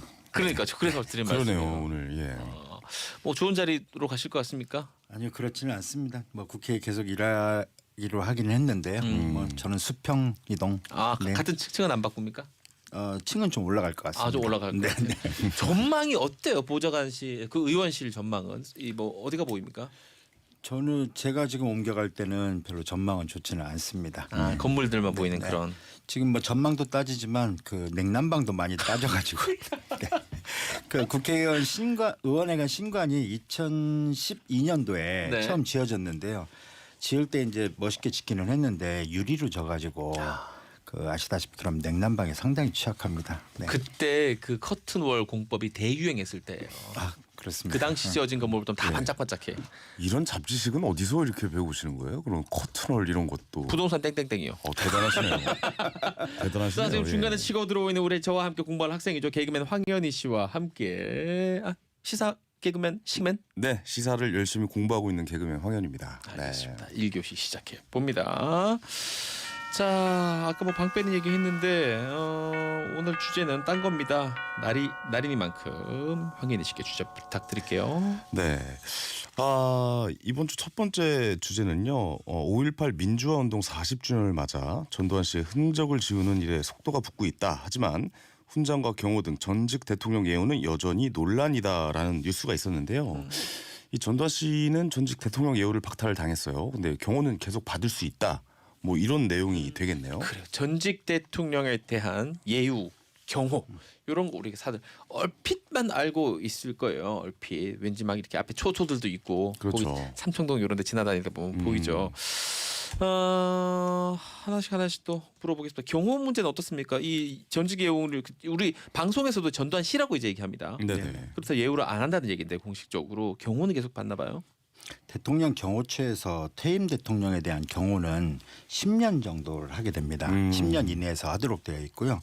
추가로 5년까지 더 할 수 있도록 되어 있는 게 이제 원칙입니다. 그 이후에는 대통령 경호처에서 경호를 하지는 않고요. 네. 그 경찰에서 경호를 하는데 전두환 씨의 경우는 예우가 박탈이 돼서 의무 경찰 부대의 경호를 받고 있었습니다. 그러니까 의경이라고 하죠. 네, 작년 12월달에 그마저 철수를 했고요. 현재는 아무도 경호를 하고 있지 않습니다. 그렇군요. 알겠습니다. 이 사실 국가 원수라 그러면 뭐 경호받고 예우받고 이런 것도 있지만 실제로 그런 모습 많이 보셨죠, 황윤희 씨도. 이렇게 TV 한번 보면 뉴스 보면은 정복 딱 입고 보디가드. 훈장 탁탁 달아주는 네네네. 이런 것도 있지 않습니까? 훈장 받은 것도 있지 않습니까? 네, 많습니다. 그래서 상훈법에 따르면 가장 우리나라 최고의 훈장이라고 하는 것이 무궁화 대훈장. 이게 1등이에요? 훈장 중에 최고예요? 1번입니다. 네. 이때까지 받은 사람 전부 합쳐서 100명도 안 됩니다. 네. 우리나라 이 역사 전부 합쳐 대한민국 수립 이후에 네, 그렇습니다. 100명 그 되고. 중에서도 숫자로 많기로는 외국인이 더 많습니다. 그 내국인은 몇십 명밖에 안 외국인은 되나요? 전직 대통령들만 받았습니다. 와 엄청난 훈장이네요. 그러면 황인희 씨 같은 사람은 꿈도 못 구했네요. 잠깐 설명드리면은 무궁화 282 훈장 같은 거라도 하나 좀 받았으면 무궁화 좋겠어요. 대훈장은 국가 원수급에만 수여하는 우리나라 최고의 훈장입니다. 그래서 49년도에 처음 만들어졌고요. 대통령이나 그 배우자 혹은 우방 원수의 배우자 이런 사람들한테 부여가 됐고요. 현재까지 그 대통령들한테는 다 수여가 됐습니다. 그래서 전두환 씨, 노태우 씨가 경우에는 기존의 다른 훈장들은 다 취소가 됐습니다. 네. 그러니까 전두환 씨 같은 경우 9개의 훈장, 노태우 씨 같은 경우 11개의 훈장을 추가로 받은 것이 있었는데 네. 이런 것들은 전부 다 취소가 됐고 현재 남아 있는 거는 무궁화 대훈장 하나입니다. 아니 근데 이 훈장이 대통령이 주는 건데 대통령이 그 본인 자신한테 훈장을 받는 건가요? 그러면 어떻게 네, 되는 그렇습니다. 이건 대통령만 받도록 되어 있기 때문에 네네네. 셀프 훈장 논란이 계속 있었던 것이 바로 이 무궁화 대훈장입니다. 아, 뭐 좀 그렇군요. 어떻게 생겼어? 큽니까? 왜 이렇게? 크기도 하고 그 가격도 상당히 나갑니다. 아 금입니까? 우리 그 국회의원 배지는 도금이라고 들어서 얼마 안 한다고 그때 18K. 기억나죠. 예, 네네. 이거는 실제로 비싸다는 겁니다. 예, 비쌉니다. 그래서 그 5천만 원 정도 현재 어이구, 가격으로 한다고 합니다. 그렇습니까? 네네. 금, 은 이건 기본이고 뭐 네네. 보석 일단 많이 들어갑니다. 보석. 네, 자수정, 루비 이런 걸로 루비? 해서 만들어져. 오, 새로운 정보네. I can cry. 보신 분들 거의 없을 겁니다. 네, 루비 핑클의 루비 잠깐 불러줬어요. 옛날 사람 느낌 옛날 나네요. 사람, 알겠습니다. 아니 그 궁금한 게 그러면 그거 박탈당하잖아요. 예를 들어 뭐 전직 대통령 예우 안 해준다 그러면 그거 다시 뺏어 와야 되는 겁니까 훈장도? 네, 현재 그래서 다른 훈장들은 다 박탈이 됐는데 네. 이 대통령에게만 수여한다는 이 규정으로 인해 가지고 아직까지는 그 무궁화 대훈장은 박탈을 하지 않은 상태입니다. 알겠습니다. 야, 지금 그거 잠깐 제작진이니까 무궁화 대훈장 이미지를 화면에 띄워줬는데 아 화려하네요. 거의 뭐 까르 땡땡 느낌스예요. 예예 까르떼땡 불가 땡땡 이런 느낌이 나네요. 예. 느낌스가 상당히 굉장히 화려하네요. 아니 그러면 이거 우리나라 대통령 전직 대통령에게만 드린 게 아니라 외국 이제 정상들에게 네. 드린 거 같기도 한데 어떤 분들이 받으셨습니까? 최초로 받은 외국 정상은 64년도입니다. 독일의 하인리 리프케 대통령. 낯섭니다 이 네, 사람. 기억 안 나시겠죠. 네. 또 가장 최근에 받으신 분은 2019년에 노르웨이 국왕인 하랄 5세가 받았습니다. 네. 그리고 유명한 뭐 18년도 같은 경우에는 마크롱 대통령, 그다음에 뭐 엘리자베스 2세 여왕도 받은 적이 있습니다. 이 정도는 돼야 되는군요. 그 정도 급은 돼야지 이제 받을 수 있는 게 원수나 무궁화 왕, 대훈장입니다. 여왕. 네. 어. 왕, 정말 전 대통령, 세계, 예. 총리.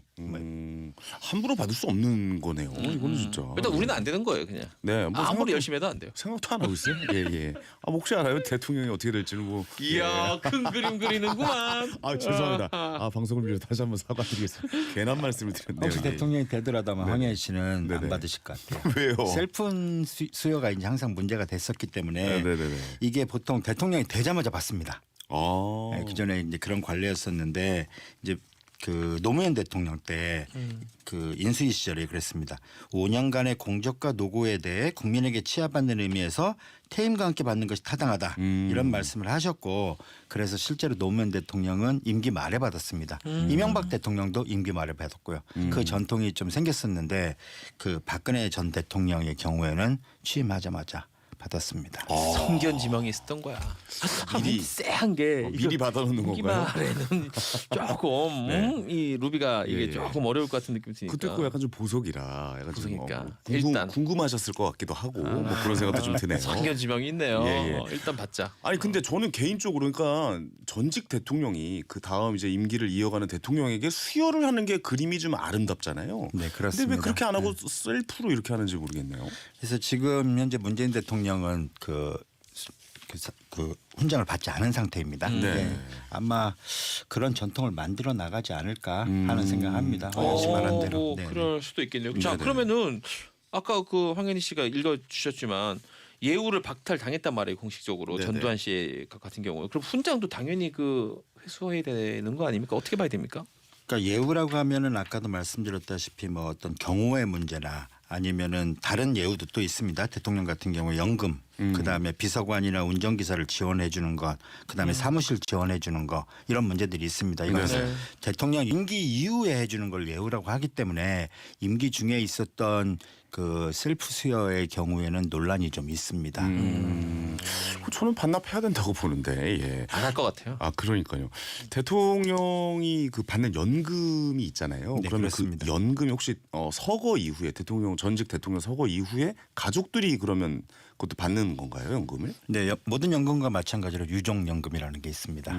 그래서 대통령 연금은 그 임기 당시에 받던 보수의 95%를 받도록 되어 있는데요. 네. 그 배우자의 경우에는 그 70%까지 돌아가시고 나면 대통령이 맞습니다. 전 그리고 대통령이. 배우자도 사망한 경우에는 유자녀가 받게 됩니다. 30세 미만의 경우에 받게 되고요. 그 금액을요. 30세 이상의 경우에도 생계 능력이 없는 경우에는 상속이 가능합니다. 상속이 되는 이런 경우는 조금 계산이 복잡해지네요. 내가 30살이 넘었어. 네. 근데 회사에 취직을 했는데 우리 아버지 이 연금 이게 30% 제하고 나도 70%를 받아도 지금 이번에 들어간 회사 거보다 많을 것 같단 말이지. 그러니까요. 이러면 이제 회사를 계속 다녀야 되느냐 아니면 돈을 안 벌고 연금을 받아야 되는 것이냐. 근데 이 정도 뭐 대통령의 자녀분 정도 되시면은 옳은 선택을 하시겠죠. 네, 이건 뭐 우리가 역사가 믿어요. 그렇지 예. 않다는 걸 보여주고 있어요. 아니 믿고 싶습니다. 믿고 싶습니다. 이것만큼은. 자 그렇다면 지금 한번 황현희 씨 꼽아봐요. 네네. 이러면은 살아계신 상황에서 전직 대통령의 예우를 받고 있는 사람이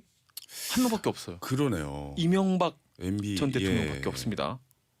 근데 현재 이제 재판 중이잖아요, 또. 이거 실질적으로 또 못 받는 다 못 누리는 셈이네. 예. 받긴 받을 수 있어도. 네네. 아하. 당연히 박근혜 전 대통령은 파면 당했으니까 자동적으로 박탈당했을 거고 파면 외에 또 뭐가 있습니까? 그러니까 재직 중에 탄핵 결정을 받아 퇴임한 경우 이 경우가 이제 박근혜 전 대통령이 해당하는 네. 경우고요. 네. 그다음에는 금고 이상의 형이 확정된 경우 그게 전두환 씨, 노태우 씨 경우에 해당됩니다. 그다음에 형사처분을 피하려고 외국으로 도망간 경우 이런 경우 당연히 파면되고요. 대한민국 국적 상실한 경우 그러니까 사실은 탄핵이나 아니면 금고 이상의 형 이렇게 보시면 될 겁니다. 앵간해가지고는 이거 안 받기도 힘드네요. 그렇습니다. 앵간해가지고. 그런데 지금 실제로 이 혜택을 누리고 있는 사람은 한 명도 한 없다는 분밖에. 사실이 예. 정말 참 이게 우리나라 현대사의 어떤 가장 큰 그림자가 아닌가 싶은 또 그 생각합니다. 참고로 이제 김영삼 전 대통령의 부인이신 그 여사님께서는 네, 지금 경호도 김은옥 유사. 받고 네네 지금 예우는 받고 있습니다. 이어받아서 네네. 알겠습니다. 1교시 끝난 종소리 들으셨죠? 쉬는 시간입니다. 막간을 이용해서 문자 퀴즈 부탁해요. 네, 우리나라 최고의 서원인 무궁화 대훈장은 우리나라 대통령과 영부인을 비롯해서 외국의 이 국가 원수들에게만 수여할 수 있는데요. 2018년 무궁화 대훈장을 받은 외국 지도자는 다음 중 누구일까요? 1번 마크롱, 2번 마카롱. 네. 1번 마크롱은 프랑스 대통령이요. 2번 마카롱은 음식일 것 같네요. 예. 마카롱. 예. 마카롱 좋아하십니까? 뭐 저는 뭐 사 먹지는 않습니다. 집에 있으면 뭐 먹고요. 네. 네. 저는 이런 디저트 음식을 아니 돈 주고 사 먹는 게 너무 죄송한데 아까워요. 예. 개그맨이잖아요. 예, 예, 이럴 예. 때 들어가기 쉽지 않나요? 아 이거 지금 뒤에 치고 있잖아요. 뒤에 붙이고 있잖아요. 저 디저트를 돈 주고 사 먹는 게 너무 아깝다고. 예. 알겠습니다. 네. 웃겨 너무 웃겨. 알겠습니다. 아 오늘도 평가 나오나요? 예. 황인 씨와 함께 우리 선생님 조현욱 보좌관님 모시고 2교시 또 시작해 봅니다. 다음 주제는 뭡니까? 자 더불어민주당은 당 지도부를 선출하기 위한 전당대회를 8월 말에 열기로 했다 이런 뉴스가 있었는데요. 그러니까 전당대회도 정치 뉴스에 자주 등장하는 용어 중에 하나인데 네. 전당대회를 잘 모르시는 분들도 있으실 것 같아서 요거 한번 파헤쳐 보죠. 자, 전당대회란 무엇이냐? 슬기로운 국회 생활 우리 2교시에서 배워 봅니다. 일단 뭐 좀 설명을 좀 부탁드리겠습니다. 전당대회가 뭡니까?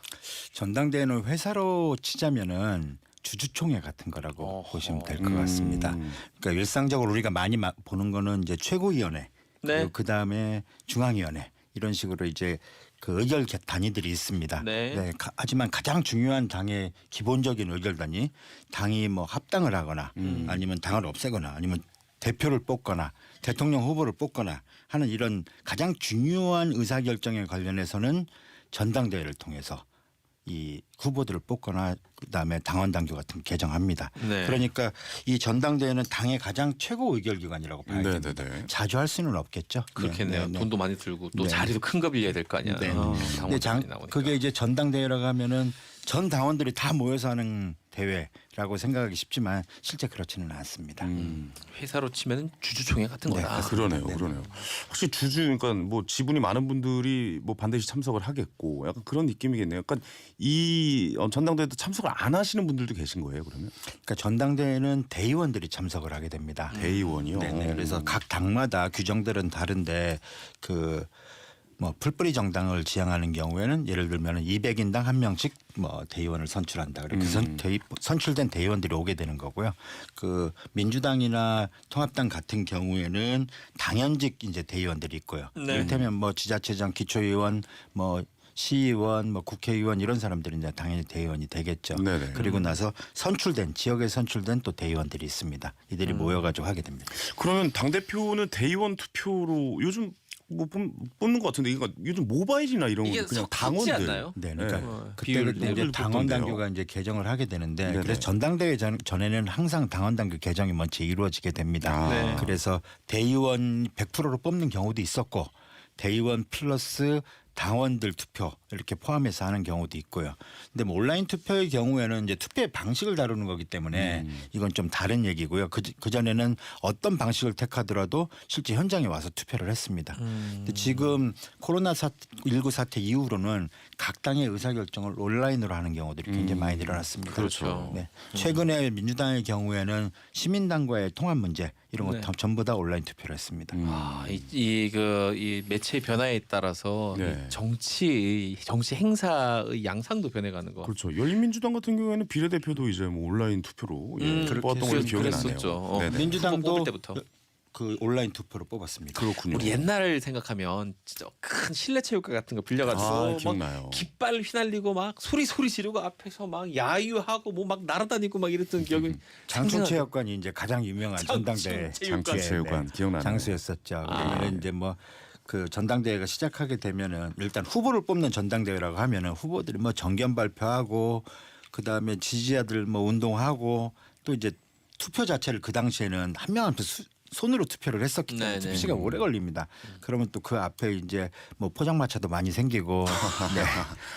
사람들 뭐 식사도 하시고 아, 한잔 노점. 하시고. 네네. 맞아요. 노점 그 번데기 같은 것도 팔고 그랬어요. 어떻게 알아요? 저 가봤어요? 아버지 손잡고 갔죠. 아 예, 예. 진짜로? 저 어떤 분이라고는 말씀을 못 아 뭐 드리겠지만. 그거 얘기할 필요 없죠. 가본 적 네네. 있어요? 가본 적 전당대회? 있습니다. 아버지 제가 초등학교 이제 1학년 때 88년도인가 89년도가 막 갔던 것 같아요. 예, 기억이 납니다. 어렴풋이. 88년도면 아직 군부 정권의 칼날이 서슬퍼렸을 때인데. 그렇죠, 그렇죠. 그때는 전당대회. 험한 시절이었죠. 전당대회가. 진짜. 네네. 가서 험한 꼴 많이 봤습니다. 예. 아, 막 사람들 들어놓고 이런 사람들 아, 많았죠. 근데 그때는 저는 끌려나가고. 충격이었어요 그때 당시에. 네, 뭐 집어 던지고 아, 뭐 돌멩이가 날아다니세요. 소리 그런 지르고. 경우도 네. 있죠. 그 옛날 그 이 국회나 전당대회 때 자료 영상 찾아보잖아요. 네네. 믿어지지가 않아요. 아, 그러니까요. 아, 근데 어떻게 이럴 수가 있나 싶은 영상들 굉장히 많습니다. 확실히 민주주의가 좀 발전하고 있다는 생각은 그때 영상 보면 좀 확실하게 들긴 합니다. 일단 뭐가 날아다니진 않잖아요. 그렇죠, 그렇죠. 그 보좌관님 우리가 컨벤션 효과다. 네. 할 때 컨벤션이 바로 전당대회 아닙니까? 맞습니다. 네. 아. 실제 그래서 이건 황현희 씨가 해야 되는데 컨벤션에서 이런 경우들 많습니다. 뭐 일산이나 뭐 이런 잠실에 있는 컨벤션. 이걸 왜 황현희 씨가 해야 됩니까? 저는 그런 개그 안 합니다. 아, 네, 예, 죄송합니다. 네, 저를 뭘로 보시고 그런 말씀을. 예. 재밌어서 아, 그래. 이분은 자신만의 개그 세계가 있는 아, 거예요. 예, 맞습니다. 예. 중요한 건 그 세계에 이 팬들이 설 자리가 없다는 게 문제긴 한데 네.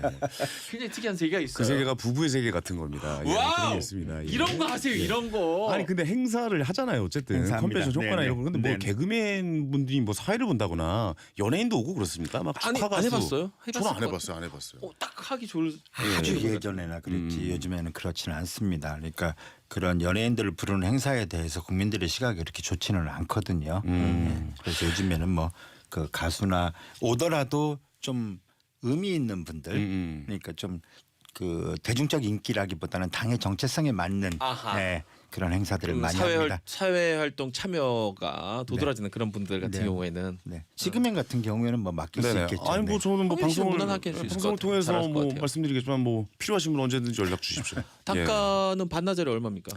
싸게 후려치고 가겠습니다. 후려친다 본인이 먼저 내가 날 후려치겠다. 네네네. 그런 생각도 들었어요. 왜냐하면 그 영상도 찾아보면 항상 전당대회 할 때 보면 진행하는 성우라고 해서 사회자가 그래야 되나 네. 목소리 굵은 뭐 있지 않습니까? 그런 분들을 따로 섭외하는 겁니까? 아니면 요즘에는 그 당원 중에서 하는 경우들이 훨씬 더 많습니다. 그래서 아무리 황현희 씨가 단가를 후려친다 하더라도 네네. 아마 돈을 안 줄 가능성이 큽니다. 돈을 안 준다고요? 네. 예, 안 가겠습니다. 갈 이유가 없어요. 예? 아 프로페셔널한 자세 예, 아주 예. 좋습니다. 비용은 어떻게 그러면 해결합니까? 그 전당대회는 그 후보자 선출을 하는 경우를 제외하고서는 전부 다 정당의 자금으로 하게 됩니다. 아, 지원이 안 되는군요. 네, 이거는. 그렇습니다. 아니 뭐 후보자 기타금이나 뭐 이런 거 없습니까? 그 후보자 선출에 관련해서는 기타금을 내게 됩니다. 네네. 그 민주당 같은 경우에는 뭐 통상 한 1억 원 혹은 5천만 원 어이구야. 이런 식으로 이제 선거 단위별로 내게 됩니다. 정의당은 좀 많다. 그럼 싼가요? 예를 들어서 네, 그렇습니다. 근데 아. 이제 이거는 선거 관리에 들어가는 비용이 큽니다. 온라인 선거를 하게 되면 거기에 대한 시스템 비용 만들어야 네, 되니까. 맞습니다. 그렇겠네요. 네. 예. 보완도 해야 되고. 아 근데 황현희 씨. 이 당대표 후보 되려고 1억 원씩 내야 되고 이런 거 생각했어요? 저 이 정도까지는 몰랐어요. 저도 뭐 한 2, 3천만 원 정도 뭐 그런 게 생각했는데 그러면 그 경선에서 탈락하면 돌려줍니까? 아니요, 돌려주지 않습니다. 네. 무조건 내는 거예요. 그러면 그러면 아. 당대표 막 재수하시는 분들 있잖아요. 3번 나가서 다 떨어졌다. 이러면 그냥 현금만 3억 날리는 거예요? 그 당대표 후보는 후원금을 거둘 수가 있습니다. 함정이 있었구만. 네네. 결국 후원금이었군요. 자기 예. 돈 낼 사람들이 아니지. 그러니까요. 그래서 당대표 쉽게 못 나겠네요. 재밌는 일이 한 번 있었었는데 그 출마를 해서 후원금을 거뒀는데 네. 중간에 이제 포기를 하는 경우가 있습니다. 그러니까 후보 단일화를 해서 음. 이때 이 후원금을 돌려줘야 말아야 되냐 네. 이것이 한번 논쟁이 된 적이 있었습니다. 그래서 네. 그 결과는 그래서 결국 그게 헌법재판소까지 갔죠. 그래서 돌려주지 않아도 된다라고 결론 났습니다. 아니면 단일화 하는 쪽에서 우리가 주겠다. 그럼 너 단일화 하자. 뭐 이렇게 되면 어떻게 되는 거예요? 후보 매수에 해당이 될 것 같아요. 아, 후보 매수가 되는군요. 또 그거는. 종이 한 장 차이. 지금 황현희 씨 말하는 거 들어보면 예, 예. 일종의 뭐라고 제안과 협상처럼 들리는데 네. 바로 후보 매수라고 하니까 또 그렇게 볼 수도 있겠다 싶은 생각도 또 드네요. 근데 궁금한 게 사실 그 정치하신 분들도 다 뭐 돈도 많이 벌고 이러면 좋지만 그렇지 못한 분들이 상당히 많지 않습니까? 그런 경우에는 뜻을 갖고 있어도 이런저런 비용 때문에 이 전당대회를 통해서 못하죠, 쉽게. 자기 자리를 얻고 이런 게 힘들어 보이는데요. 참 어렵습니다. 특히 이제 청년 정치인들 같은 경우에는 뭐 사회생활한 지 얼마 안 된 경우에 그러게요. 사실 이런 큰 자금을 마련한다는 게 굉장히 어렵지 않겠습니까? 그래서 각 당에서 보면은 청년 정치인이나 여성 정치인에 대해서는 좀 배려할 수 있는 장치들을 갖고 있습니다. 기타금 같은 걸 뭐 낮춰주거나 하는 정치들이 있긴 한데 그래봐야 큰 도움이 되지는 않습니다. 그 기타금이 저 이번에 국회의원 선거 이제 출마하셨다가 좀 낙선하신 분들도 그 빚을 어느 정도 이제 지고 있는 상황이 됐더라고요 이번에. 그런 거 보면 참 정치가 돈이 있어야 되나? 약간 뭐 이런 생각도 들고 좀 씁쓸하기도 하더라고요. 예. 진짜 그 방빼신 의원님들은 그럼 어디로 갑니까? 자기 사무실을 또 따로 내는 경우가 많아요? 아니면 뭐 어떻게 합니까? 네, 보통은 이제 별도로 사무실을 내는 경우들이 많습니다. 네. 그러니까 뭐 꼭 국회의원이 아니더라도 국회의원을 경험했던 사람의 네. 경우에는 공적인 역할, 사회에서 좀 의미 있는 역할을 해야 되는 게 우리 국민들이 요구하는 게 아니겠습니까? 아무래도 그렇죠. 네. 국회의원. 그래서 이제 별도로 사무실을 내는 경우들이 많습니다. 그렇죠. 근데 뭐 지금 이제 20일 날 마지막 본회의가 있으니까 본회의 이후에 대부분 다 방을 뺄 것 같습니다. 아직까지는 뭐 네, 거의 뭐 일부 정리를 했는데 이제 다 뺀 상태는 아닙니다. 뭐 요즘에 뭐 선거 부정선거 뭐 저기 막 이런 말씀하시는 분 계시잖아요. 네, 네, 끝까지 나 방 안 빼겠다. 뭐 이런 식으로 나올 수도 있지 않아요 혹시? 사실은 그렇습니다. 그러니까 네. 임기가 5월 29일까지고 네. 어찌됐든 29일까지는 세비도 나오고 음. 그러다 보니 사실은 국회의원으로서 역할을 하는 게 맞기는 합니다. 근데 네네. 이제 사무처에서 좀 어려워하는 점은 6월 1일서부터 임기가 시작이 되니 그 전에 도배도 해야 되고 그러게요. 책상도 놔야 실질적으로. 되고 컴퓨터도 설치해야 되고 하니까 그런 이제 이사 기간 그래요. 필요합니다. 다음에 오실 분들 위한 고려도 좀 있었으면 좋겠습니다. 우리가 생각하는 전세라고 생각하면 되겠군요. 빨리 방 자, 빼고 나가고. 광고 듣고 돌아와서 정답자 발표하겠습니다. 네, 이제 정치쇼 스브스 어른이집 코너 진행해봤습니다. 쉬는 시간에 아까 우리 문제 냈었죠. 무슨 문제였죠? 자, 2018년 무궁화 대훈장을 받은 외국 지도자는 다음 중 누구일까요? 1번 마크롱, 2번 마카롱이었는데요. 네. 정답은 1번 뭐 당연히 뭐 마크롱 프랑스 대통령이었죠. 그렇죠. 자, 2889님 정답 1번입니다. 훈장의 취지가 잘 맞는 사람이 받아야 되는데 안타깝네요라고 보내주셨어요. 이거 마크롱 아, 마크롱은 대통령한테 아닌 것 같은데. 다른 전직 뒤에 붙인 말이 예. 애매하네. 예. 알겠습니다. 자, 조현익 부장관님도 하나 보여주시죠. 1918님 1번 마크롱 트럼프 대통령 못 받았나요? 트럼프 대통령에 수여하면 트위터가 난리 날 것 같아요. 네, 못 이분 받았습니다. 못 받으셨죠? 아직. 예. 이런 거 질투 많잖아요. 노벨상도 받으려고 그러고. 저는 박영아님 뽑아봤습니다. 정답 마크롱. 크롱 뽀로로이 크롱이랑 무슨 관계일까요? 했는데 요런 얘기는 황현희 씨한테 개인적으로 DM을 보내세요. 개인적으로 요즘 크롱 팬입니다, 제가. 크롱만 나오면 저희 아이가 울음을 멈춥니다. 예, 제가 아주 존경하는 분입니다. 여기까지 하도록 하겠습니다. 두 분 말씀 고맙습니다. 감사합니다. 이제 이게 정치 쇼. 내일 아침 9시에 뵙습니다. 잭디였습니다.